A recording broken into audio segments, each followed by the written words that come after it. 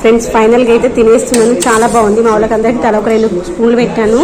మంచిగా ఉందన్నారు. నాకు కూడా బాగా నచ్చింది. ఇప్పుడైతే నేను తవాలో ఎగ్ ఫ్రైడ్ రైస్ చేసిన అన్నం కొంచెమే ఉంది. ఇంకా కర్రీ ఉంది కానీ కర్రీతో తినాలనిపించట్లేదు. అందుకనే ప్యాన్ పైన కొంచెం ఆయిల్ వేసాను.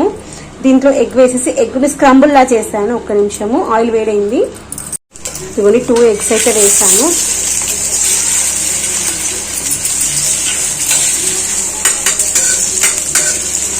ఇది ఆమ్లెట్ లాగా కావద్దు అనమాట.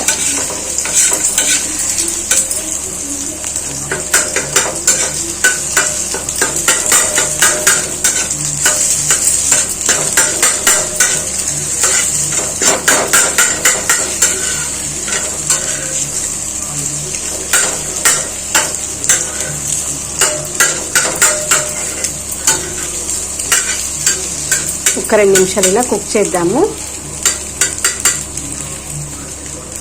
ఆ లోపల కారం వేసుకుందాం.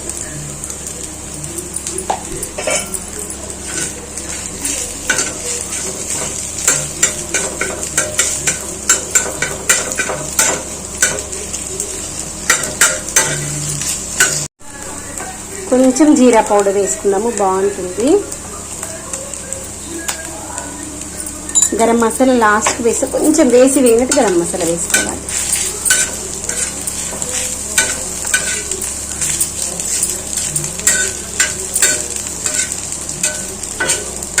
ఇప్పుడు మనము రైస్ చేసుకుంది కొంచెం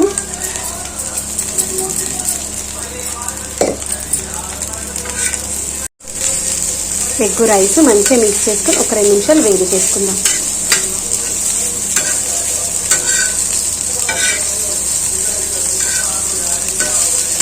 ఈజీగా క్విక్గా అయిపోతుంది.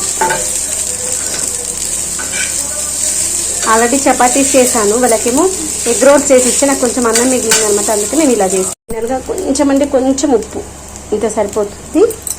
తర్వాత కొంచెం గరం మసాలా, బాగుంటుంది. కొంచెం ఘాటుగా కారంగా మీకోసమా. ఇది ఒక 2 నిమిషాలు కలిపేసుకొని వేడిగా సర్వ్ చేసుకున్నాం అనుకోండి, సూపర్ ఉంటుంది.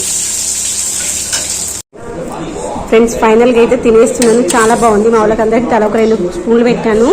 మంచిగా ఉందన్నారు. నాకు కూడా బాగా నచ్చింది.